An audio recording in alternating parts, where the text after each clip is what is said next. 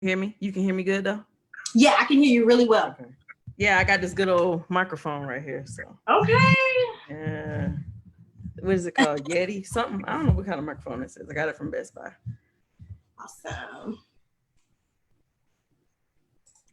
All right. Hello to everyone joining. We have people joining in Zoom as well as people joining us on Facebook. So I am allowing some people into the Zoom room now to join us. And we are live on Facebook via the RALI Dillon Facebook page. So if you have the Book of Faces, anybody joining, you go and share this live stream so that it can reach the ears that it needs to reach today. I am super excited to just facilitate this conversation. I think that I'm passionate about it for multiple reasons, right? I know the importance of financial literacy for our communities. I respect and honor the person that I'm going to be interviewing today. Rachel and I have been friends for over 10 years. We went to Coastal Carolina University together. As you can see, my little Chanticleer in the back of the office. We studied business at the same time, and she has definitely been a rock star. I've watched her just grow and catapult with Gibbs Financial Fitness. And I'm super proud to bring her to you all today. I currently serve as the secretary for the RALI Dillon board, and it's an honor. We received this funding for the Fund for Southern Communities to do some financial literacy based work. Once we got started with the work, then came Big Brother COVID. And we had to suddenly shift the way that we were doing things, the way that we were planning things, and the way that we were going to facilitate conversation. Well, we figured it out. And now we're here and we have Rachel live, as well as we have quite a few copies of this read, right? Hope you all can see it. How to Architect Your Kids' Financial IQ. Proven steps given from ages 7 to 24 that boosted my financial IQ. So I'm not going to give Rachel's backstory yet, right? I'm going to let her do that. But I will say that on her website, it speaks a lot to what she does, who she is, what her team does, and what they help people do. That is also somewhere that if you didn't get a chance to register for today's event, to get a free book, that you can go and purchase the book. It's also available on Amazon. So without further ado in my blabbling, right, we're going to go ahead and turn it over to you, Miss Gibbs, to give us just an introduction of yourself and your history and how we even got here. And I want to once again tell our listeners, please share this broadcast. We are live via the RALI Dillon page, so share this to all your places and your organization's places. And Rachel, girl, it's on you. Tell us. It's on me. It's on me. Well, I want to welcome everybody to the broadcast. I'm very excited.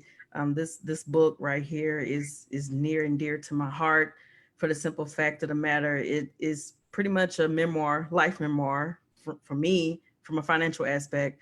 As Tabitha mentioned, I graduated from Coastal Carolina University, May 2013, with a bachelor's degree in finance. I went on to get my master's degree in business administration from Texas A&M Commerce campus. I worked as a state auditor for the Department of Insurance after graduating from Coastal Carolina. I did that for roughly 3 years. I was in charge of helping big corporations form their own internal insurance programs. That was fun. Met a lot of big people, nice people, learned a lot from that. Once I left the state, I went on to be a anti-money laundering investigator. That I'm gonna keep it that short because I didn't want to reveal the company. But I did a lot of white collar crime cases, including fraud, human trafficking, drug trafficking, all of those high profile type cases. Did that. I loved what I did in both of those jobs, but I wasn't passionate about what I was doing. I just saw myself as helping corporations and helping banks. And I said, well, who's looking out for the everyday American? And I found out there weren't a lot of companies and businesses that did that. So with my background and my knowledge, I decided to form my own company. That's how Gibbs Financial Fitness, came into wonderful creation. Just that passion of helping people boost their financial literacy, because I realized once I went to college that a lot of people didn't have that basic knowledge that I had because my grandfather taught it to me. So when I went to college, I knew how to write a check, balance a checkbook. I knew how to do a budget. I knew about credit. I even had shares of stock when I went to college, and I realized a lot of my peers, they were just clueless as to what financial literacy was. So upon, dealing with a lot of corporate issues, discrimination and burnout, I say, well, yeah, let's go full, into doing this business. Let's go full time with it. And that's exactly what I did. So wow, what a story, what a transition. So many nuggets there. So what I want to do right now for our listeners is kind of pull back some of those layers from what your grandfather taught you from a very young age about money mindset before we even get into stocks and trading or any of that good stuff, right? What are some basic principles of money mindset that you think that it's very important for parents, young people to really be knowing? If you give us like 3 or 4 that you think are very important. First thing is keeping track of all your expenses.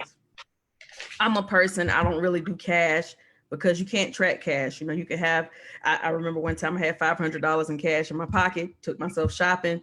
By the end of the day, I had $40. And I'm like, what did I spend $400 and something on? So I think there's a sense of accountability when you actually look at your bank statement. You actually log into your banking app and see the money as it's leaving your account in real time.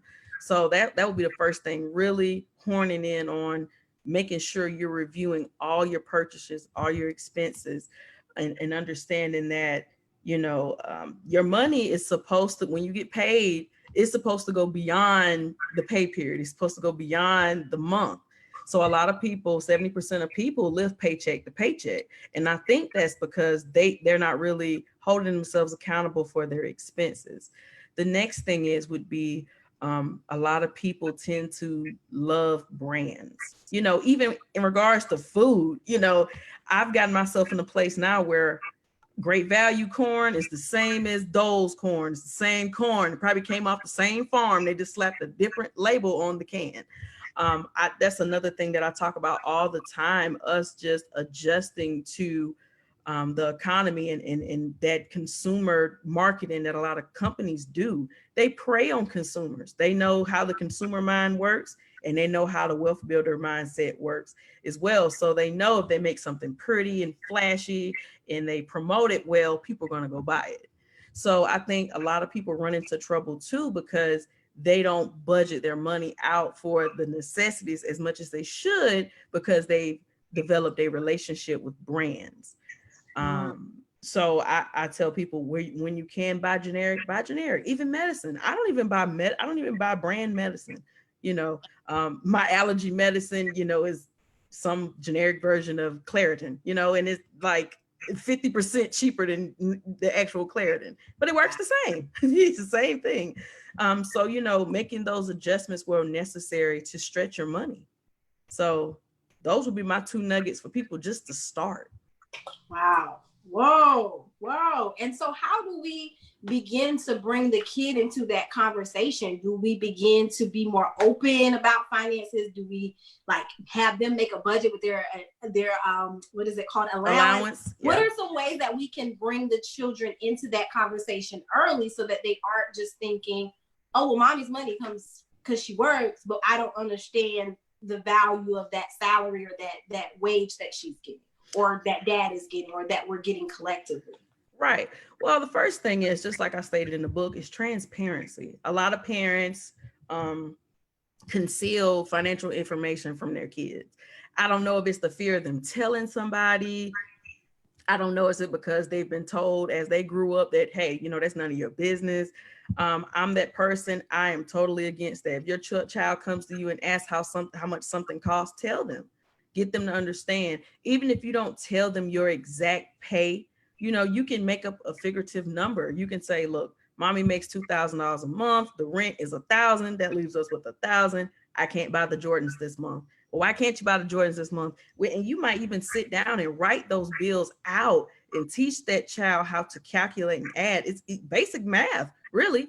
It's just on a different level, but showing them how the money is spent. A lot of parents don't do that. I've heard many parents tell their kids, that's none of your business. And I'm like, and me being the person I am, sometimes I'm like, look, not trying to be getting your business or be rude or anything like that. Just curious as to why you tell your children it's none of their business how much money you make. Because what you do, you set your kids up for an unrealistic expectation of being an adult.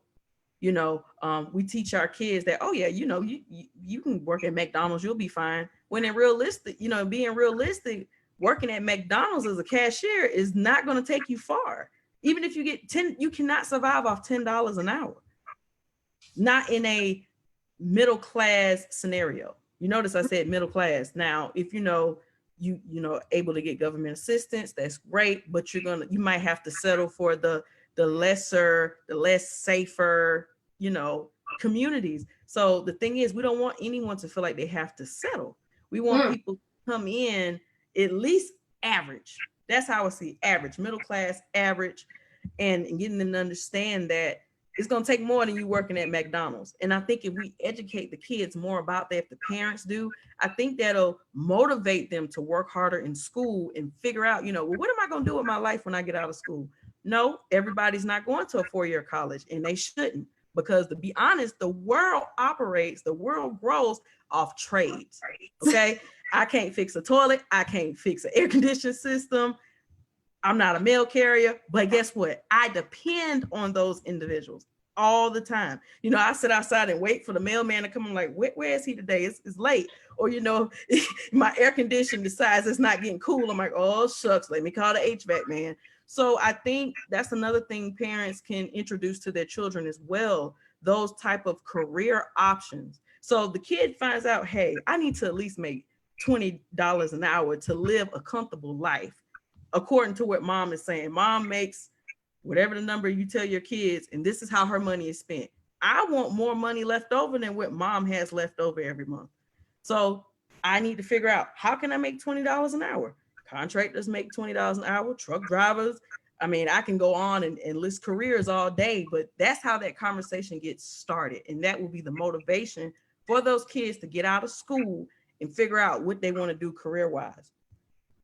That's really good. And you talk about that in the book. I think it's around page 12, 13 or so. You talk about being transparent with your finances, and how that when you bring them into that conversation, the earlier the better, right? You're bringing them into that conversation, so then they're able to have actual context around there you go. What those numbers mean. Furthermore, as we bridge that into a conversation about school, it's basic math, right? So it's basic math lesson even more real life application. Several people debate and deboggle around what the school system is teaching and different things like that. But I mean, in my math book, it had real life application. It's just whether you took it as real life or not.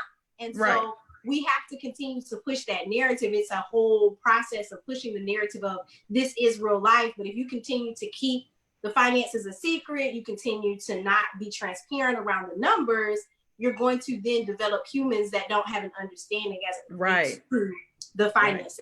So I want to go ahead. Oh, I was going to say that, and not sharing that information with them only continues that cycle of poverty, which we it hurts all communities, and it increases the crime rates, homelessness rates. So what we're trying to do by just implementing financial literacy in small communities, big communities, all communities, we're working towards reducing, those negative things that impact our communities.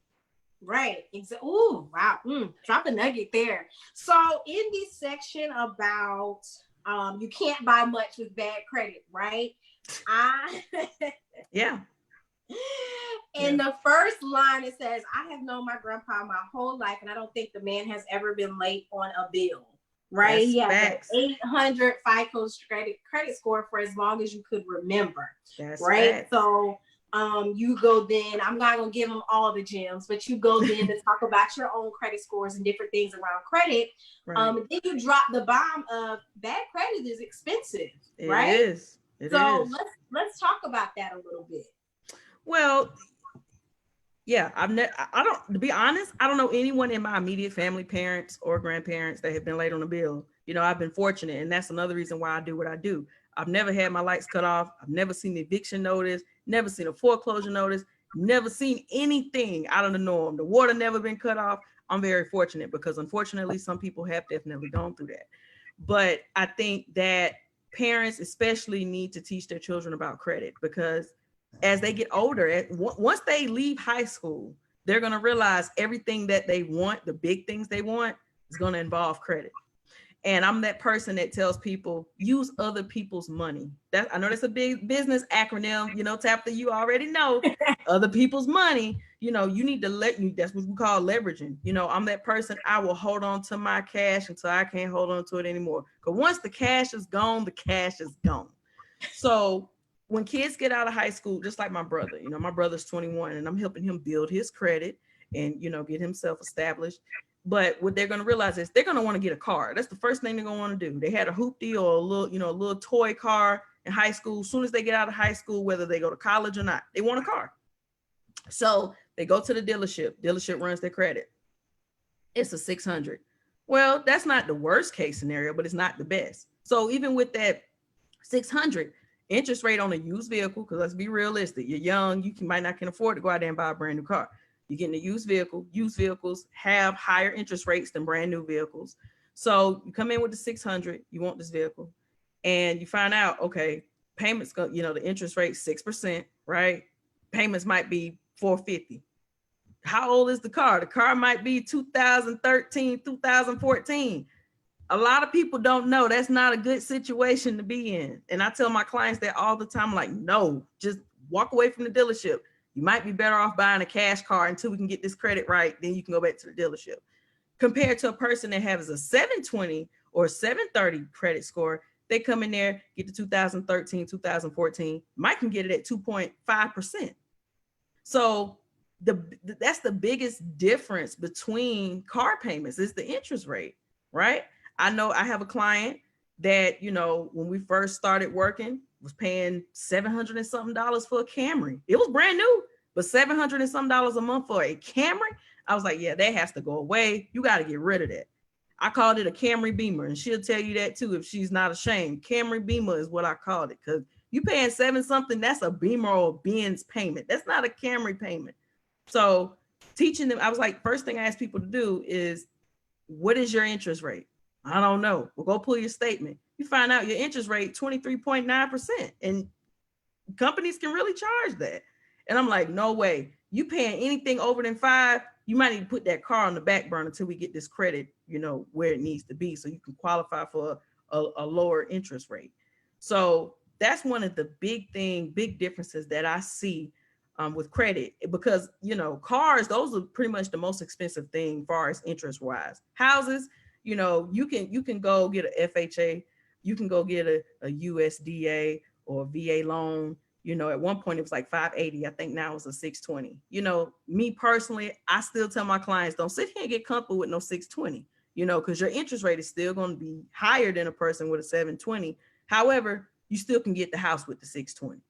So it just depends on what the person wants. And even nowadays, even to get certain jobs, you can't work in the bank with bad credit. They check credit. You can't be in the military and get certain clearances with bad credit. So I have a lot of military people that come to me, people in the financial industry come to me, say, hey, I need help with my credit because my job is on the line. So, and I'm not going to spend all day talking about it, but there are so many reasons why you need good credit. Even getting an apartment, that makes a difference between you staying at home with mama and still operating under the same rules you did when you were a teenager, compared to you being an adult and being out on your own. So I think parents should share their experiences with their credit, whether it's good or bad, and teach your child, pay all your bills on time every month. That's the first thing to get good credit. Pay all your bills on time. That's 35% of your score right there. If you can't pay the bill, call the creditor and make arrangements. So, that's just how that goes, and making sure that you're educated on the different credit tools, credit products, credit types. So get the book. I go more in depth with it, but that's just the start on that credit piece. Yeah, that was really deep too. And if you all have any questions, as I put in the comments there, if you have any any questions, definitely drop those in the comments. So Celeste says, bill worries really cause insecurities for small young children. And she spoke to also how very fortunate you were to not experience some of those things. And that is, it is a fortunate thing. I remember wondering why a lot of people would move, right? Not Right. even fully understanding that there were some other issues, Right. some other issues there around that. And so speaking of moving and houses and things like that, how mortgages can be assets or liabilities. Oftentimes we try to push people, you know, into the home process, and oftentimes prematurely, which I'm sure you see a lot with clients all the time, trying to enter to that reality prematurely, because I mean, ideally a home is a great thing to have, and it should be an asset, right?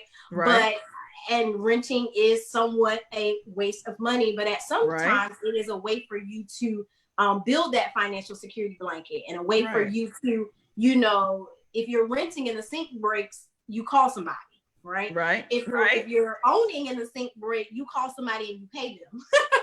Yeah, so, it's a big difference. Yeah, so let's talk a little bit around why you decided to talk through how it can be an asset or a liability.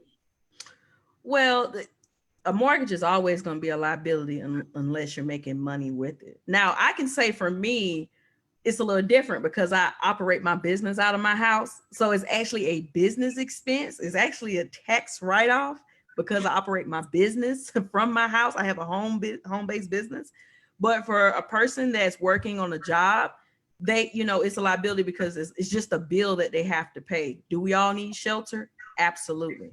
But you're not making money with the place that you're living in most cases, unless you have some kind of unique situation where you know your home is an Airbnb or something like that. In that case, or you're renting it out, in that case, it's an asset because you're making money with it.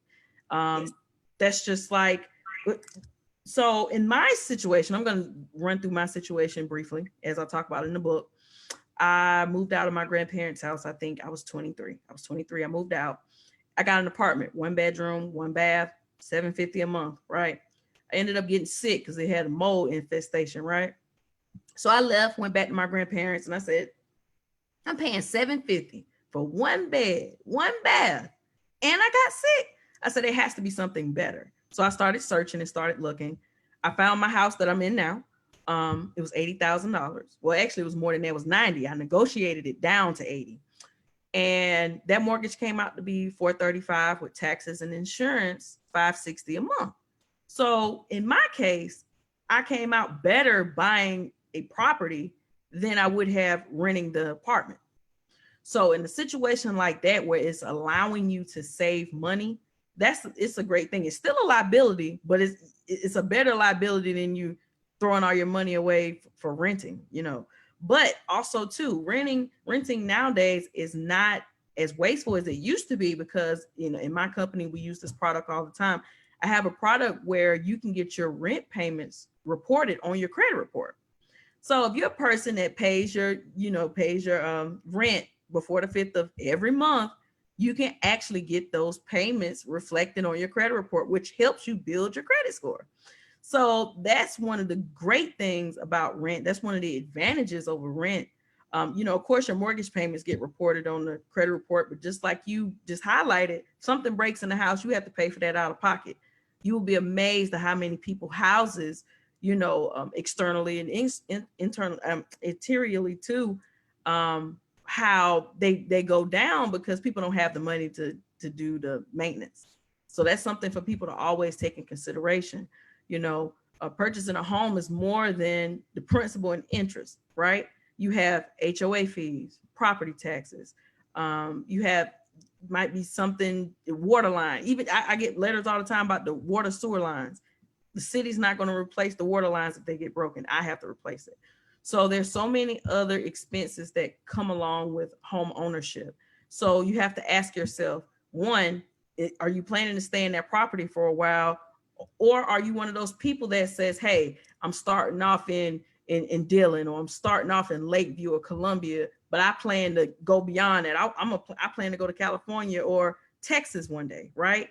So in that situation, it might not make sense for you to buy a house because of, first of all the money, cash money you have to put into the property to even get the property, which, you know, FHA is 3.5%. But, you know, we talking about on a $100,000 house, $3,500.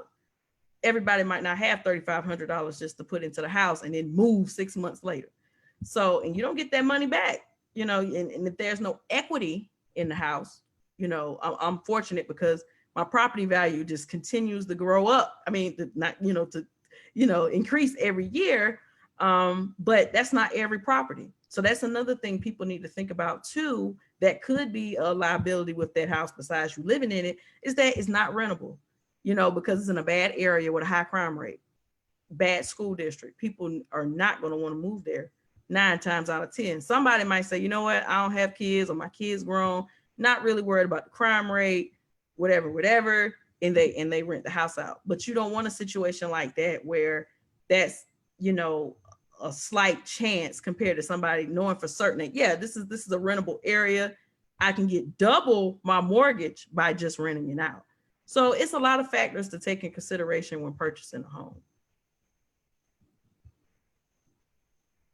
Oh snap, I was muted for a second there. Thank you for breaking that down. I did not realize you would go into such detail. You are. I'm sorry. I know you're good. I hope you're taking notes, and I hope that for parents, as we begin to continue to bridge the conversation around how this directly impacts the financial IQ of your children, the more you are being transparent about processes such as these, the more that you're allowing them to have not just a say so as in, oh mom, I like that house, but a more so around the what's and whys of why you make certain decisions and how you're moving. They're able to understand and look at that for themselves.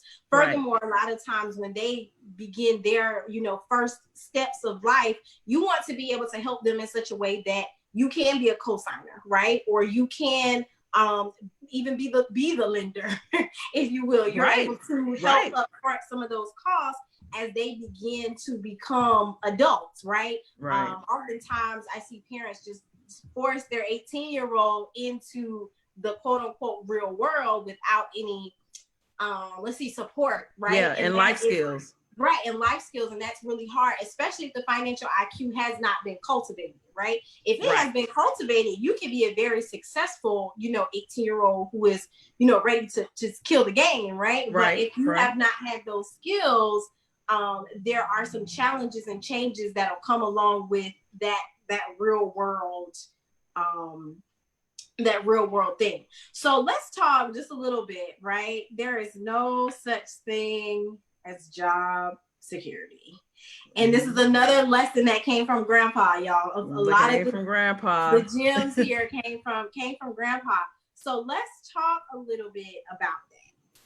Let's dive into that a little bit. Well, that's near and dear to my heart because, let's back up. Well, let's not back up. Let me just say this, and I'm going to say it as, I'm going to frame it up to be nice. Okay. I thought I wanted to be a CEO of a corporation.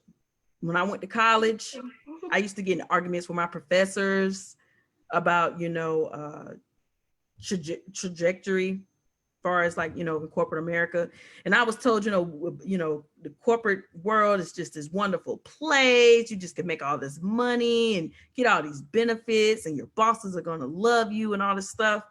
Then once I left college and started actually working, I found out corporate America is a beast. It's a beast and it will tear you to pieces. Depends though, but it can, if you're a person like myself and your mindset is beyond the corporate mindset, or your mind is beyond being a worker bee. So there are two mindsets, and there's nothing wrong with being a worker bee. So you got worker bees and then you got the queen bee. I am the queen bee. And my problem was I went to the corporate jobs with the queen bee attitude and that got shut down. It kind of put a target on my back in a sense, even though I thought I was helping the company. I was identifying weaknesses. I was identifying inefficiencies and all that. They didn't want me to do that. They didn't want me to tell them that their processes were outdated. They wanted me to come in there and work the outdated process, even though if it was wasting a bunch of time and money. So with that, it got to a point where I realized they didn't want me there. they're not your family and friends. You know, they can fire you today and have your job posted within 72 hours, probably 48, depending on the state, you know, and think nothing about it. I watched so many people get fired from my last job. They just tried to run me crazy, to be honest. They wanted to run me out of there. They didn't even want to fire me, because more times than not, if an employer fires you, you can get unemployment. See, and it, you know, and if you've really made an employer upset with you, whether, you know, you were just being unapologetic about who you were, if you were just so focused on really making that company better and they're just mad because they didn't come up with the idea, whatever it may be. I mean, this is real life. Whatever it may be, it puts a target on your back. And they're like, look, we're gonna get her, okay? You know, like realistic, like it's like playing chess. We're gonna get her. We checkmate, got you. So I tell people all the time, you don't own the job you work on. It's not yours. I own Gibbs Financial Fitness. It's mine. I'm my own boss to a certain extent. My clients kind of still run the show, because if I don't have clients, I don't have a business. However, I have freedoms that a person working on a job doesn't have. I don't have to necessarily wake up 6:30 every morning and get ready and go to work. I don't have someone clocking my lunch break. Like, seriously, I worked on a job where if I was 5 minutes late from lunch, it was a conversation I had to have. Like, come on, you know? So job security is not real.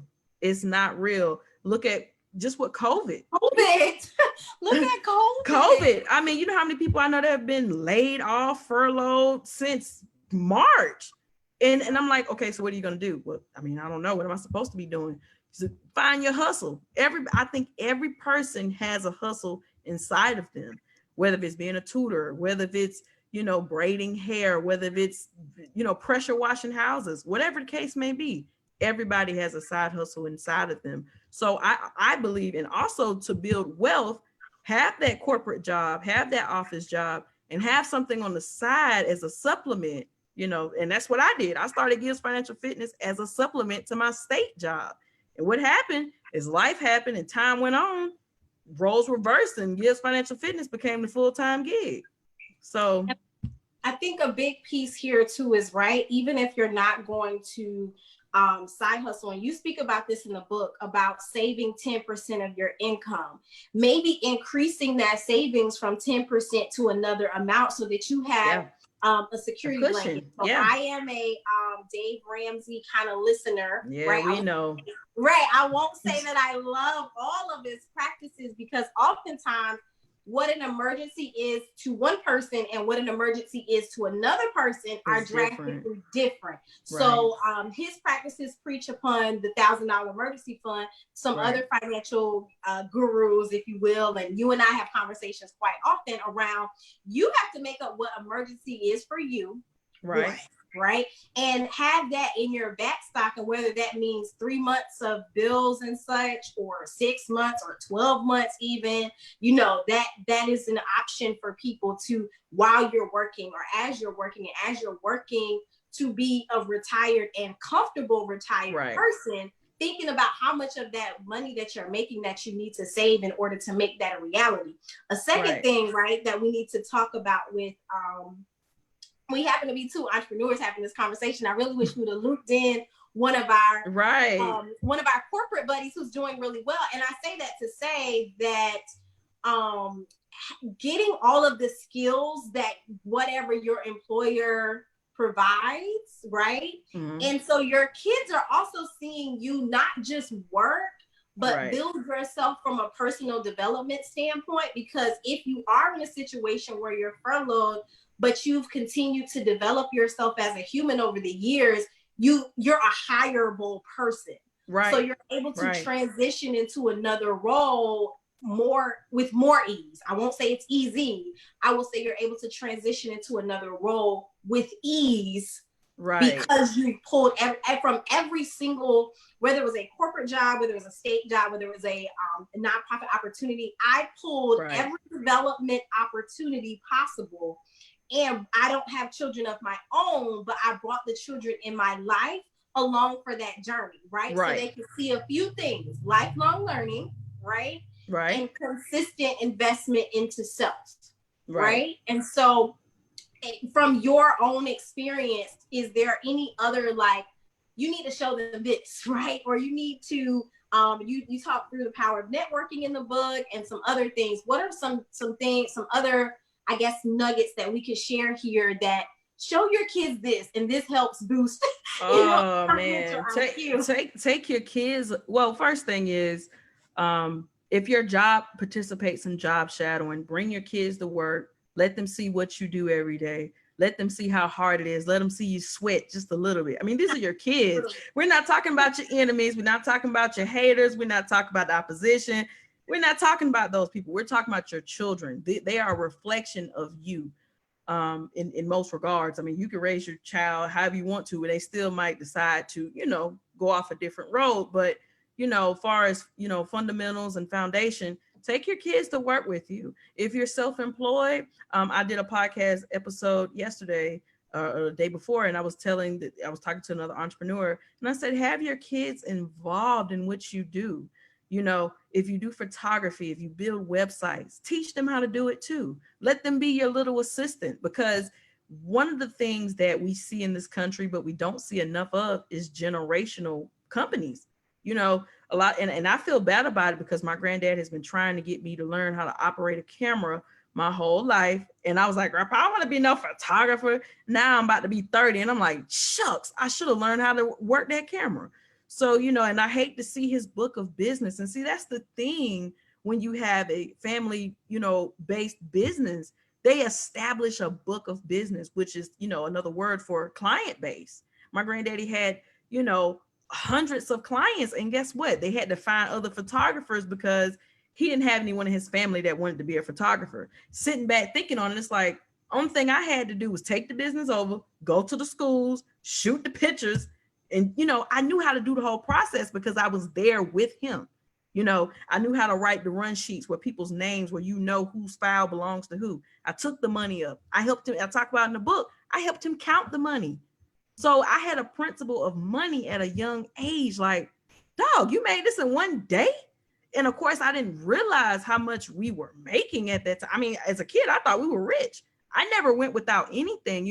Grandpa, I want this new phone. I want this new iPod. I want this new whatever. I want a car. Whatever the case was, we had that money because my granddaddy, he had a great concept of financial literacy. He met all the components. My granddad's now, he'll be 80 in January. This guy over here is, he's trading like, I don't know what. I don't even know what to call him at this point.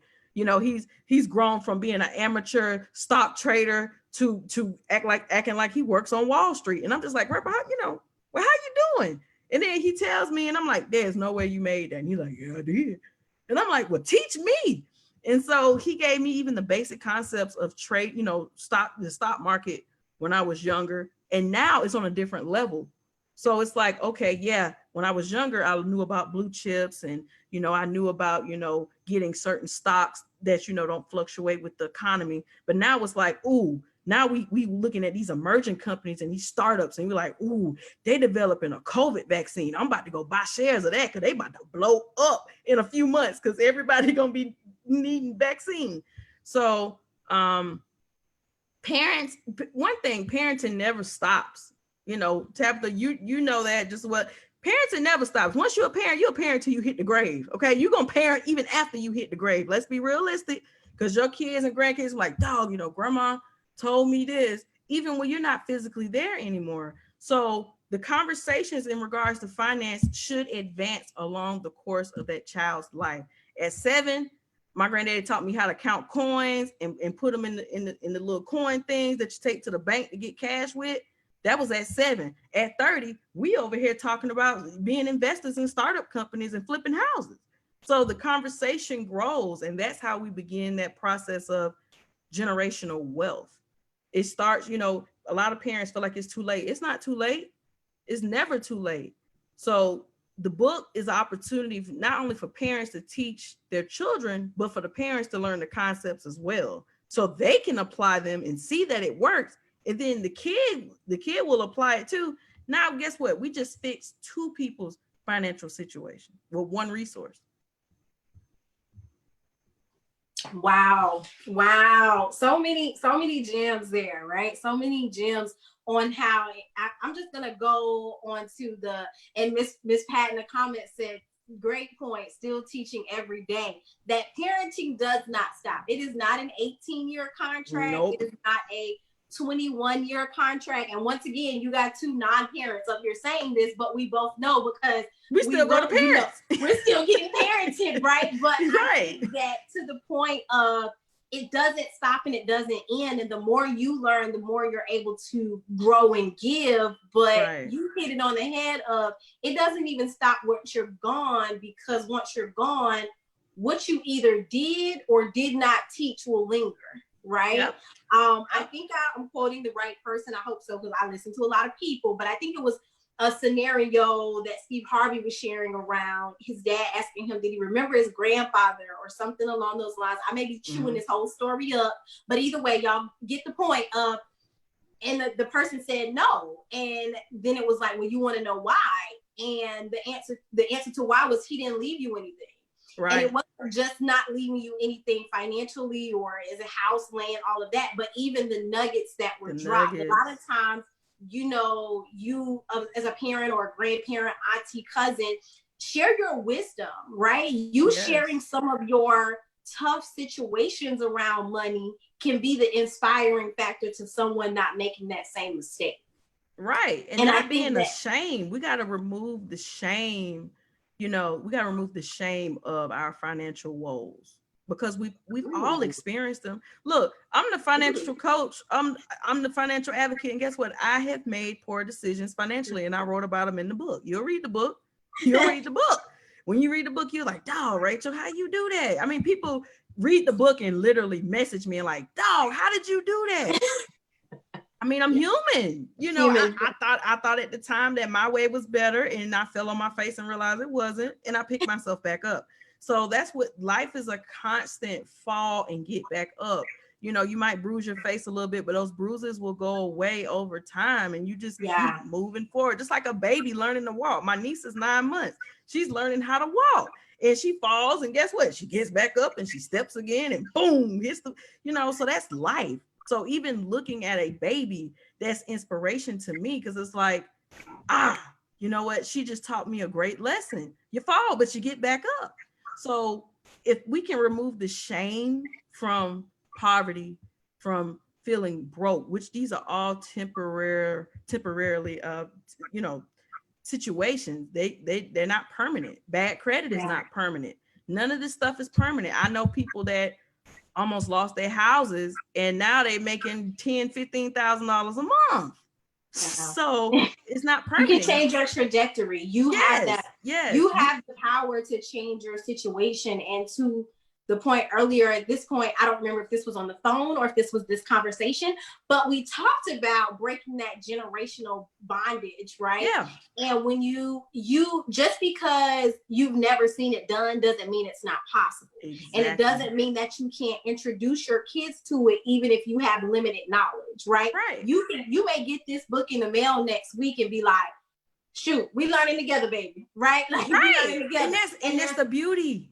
There's nothing wrong with it. Yeah, I think even more there'll be another level of respect, right? Because you are submitting to the fact that, yes, I'm your parent, and yes, I know I have an authoritative role, but I'm willing to get in the trenches with you so that we all can have a better life. And that's what it's all about. I mean, that was my granddaddy's story, you know, in the dedication, I think in the front of the book. My granddaddy was born to a sharecropper. And I don't know if you guys know or not, but sharecropping is a couple steps above slavery. I'm just gonna be real. It's a step or two above slavery, where these businessmen, of course, they were Caucasian. They will provide housing. They will provide you with the seeds of the produce that you would be harvesting and all that. They gave you everything basically, and then they let you grow everything. They let you, you know, do your thing. And then once the cotton, you know, butted ahead and it was time to pick the cotton, they picked the cotton. My granddaddy picked cotton for a long time. School back then was focused around the cotton fields. You know, when cotton wasn't in season, they were in school. When cotton was you had to go pick cotton, they didn't go to school. So their lives were focused around that cotton field. The only difference was they got money for it this time. and I'm pretty sure they didn't get their fair share, because let's be realistic. They knew how to count, but they, what you gonna tell the man? The man that gave you a house and then provided everything for you. He just needs you to grow it and pick it. Hey man, you cheated me out $2,000 this month. You're not gonna say that. Right. You took what was given to you and you made it work. So my granddaddy's learning of financial literacy and entrepreneurship started with him on a cotton field. That I can drive by that land today. My family still owns that land, and I talk about that in the book as well. My family kept that land. It's over 20 something acres. That's ours. And I've told my granddad, look, I want your portion, because the trust is all in the trust, but everybody has a vote. Every sibling that's in this trust, they have a vote. So I told my granddad, Shell, you pass. I want your vote. I want the land. Okay, and see if I can go ahead and put your bid in early. Right. and I think he took that to heart. I really think, because we had conversations, and he knows for certain what I want from his his wealth portfolio, and I'm like, I want that land. Okay, and I have to persuade my aunts and uncles to do what I want to do with it, because it's just sitting there, and I have great ideas for it. But like I said, his that financial education, business education started during a trying time for Southern people at that point in time. I mean, Black people weren't the only people that were poor back in the 30s and 40s. White people were too. They didn't even have indoor plumbing. There was no indoor toilet. They had outhouses, Yeah. and some kids probably like, what is an outhouse? Look it up, Google it. Yeah, right. Google it, but just that, my granddad's, the point I was making is that my granddad's parents didn't even finish their public education. I think they may, I'm not going to even guess, but I don't even think they finished middle school. But wow, they were smart. They knew how to add. They knew how to subtract. They knew math. They knew how to do reading, basic reading. And he took that, his experience, why he went to college, because when he graduated from high school, he worked in the brickyard with my granddaddy making bricks, my great granddaddy making bricks.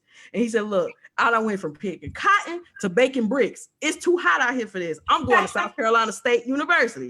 And that's what he did. He went to South Carolina State, graduated from there. The rest was history.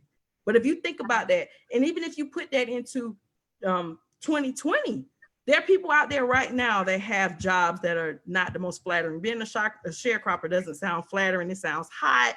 It's August. It's 100 degrees out that door, and I don't want to be sitting there picking 200-300 pounds of cotton. That's not what I want to do. But that's what he did. So when you take that principle and you have those parents that making $10 an hour, even those making 15, and they say, dog, I'm still struggling to make ends meet. Just understand that you keep going, and then you can add another stream of income in that thing, whether it's stocks, whether it's real estate, whether it's hair. I don't care, whatever the side hustle is, whatever the investment is, it will pay off. Yeah. And teach your kids the same principle. And learn how you can, maybe grow either in that company that you work for or in another one, right? Is there someone else that can pay you a little more so that you can change that trajectory? So Rachel Gibbs, I would like to just thank you for coming and just sharing. Not only did you share takeaways and tidbits from the book, that whole storyline that you just gave from a Southern perspective, a person of color perspective, a family perspective, right? Mm-hmm. I'm going to take a key piece of it. Takes one person to change a whole bloodline. Take one person. So that was my granddad for his family. Whether that person is going to be you that's listening, or if it will be your child, or if it will be someone that you will share this with, don't take that lightly of, finances, though something you don't necessarily, some people just don't like talking about it, right? Me and my friends talk about it all the time. It is not a taboo topic. It is something that the more you talk about it, and the more you engage in conversation, and the younger you, the more ability you have to get younger people in that conversation, it shifts their mindset. So thank you so very much. If you want to leave us with a final, for some people, if you register, you'll be able to get a copy of the book. I am leaving the feedback survey both on the Facebook as well as in the Zoom. If you were not able to attend and you're watching this on the replay, be sure to share with us your key takeaways so that we will be able to mail you a copy of this bad boy. We have Yeah, nearly that's 50 that power we right want there. to give to you. If you were not able to register, or you missed that opportunity, or you want to tell someone else about the book, I'll let Rachel let you know all the ways you can connect with her and her business, and we will be done. Well, I'm again, thank you for having me. I hope that I left everybody with a nugget or two or three or however many. Just want to say, make a highlight to say money is just a tool. I want us to look at money as a tool. Money does not change your self-worth or anything, what you wear, how you look, that does not change your self-worth. Okay. I know a lot of people who are multimillionaires, who I'm in circles with, who I actually talk to, who look like regular people like me and you, and their bank accounts are just fatter. And I know people that, have regular jobs, and they have big savings accounts, like my mom, like, she doesn't have a job making all this money, but she is a penny pincher. She will pinch the carper off the penny. Okay. So, it just understand wherever you are, you can maximize that for your gain. And if you're looking to connect with me, I'm on Facebook, Rachel S. Gibbs. On Instagram, we're at Gibbs Financial, and Tabitha can share these links too. Website is gibbsfinancialfitness.com. We're all over the place. You can Google me, you can find me. I promise, a website, link, phone numbers, something's gonna pop up, and I'm not even saying it to brag, because I'm humble as can be, but if you Google my name, something will pop up that leads you to me. Tabitha's one of my best friends, touch bases with her, she can find me. I promise, she can track me down. I'll find her. So I thank you all for attending. Enjoy the book. Please leave us feedback. We need it. I'm definitely working on an initiative to get into the schools where they can use this as a resource for the students. I understand that teachers have enough on their plate, and we should not add financial literacy to that. And I don't necessarily know if they have all the knowledge that's needed to really horn in on the students with financial literacy. So it will be a great tool to have my book there, where I can come to the school and host seminars and all that too. So please support, leave feedback, and thank you again for all the support. It means a lot. All right. Well, thank you so much, everyone, for joining. Once again, I'm Tabitha D. James. I serve as the RALI Board Secretary, and it was such a pleasure to have you all join. Super excited for so many people that took time out of their day today to join. Carmen Bethea just said thank you in the comments. We had some engagement going on in Facebook. And so I want to once again share with you all this survey feedback thing. Is really quick. It's really, really quick. This one anyways. It's really, really quick. And it lets you give us that address once again if you'd like for us to send you a book. And if you are watching on a replay, you can let us know a key takeaway and we will send you one. So once again, Rachel, thank you so very much. Everybody have an amazing day. Who is this in the comments? Tasha said, thank you. Great job. Really appreciate you sharing your knowledge. You are most welcome. It did not fall onto deaf ears on today. So I am now ending the live stream.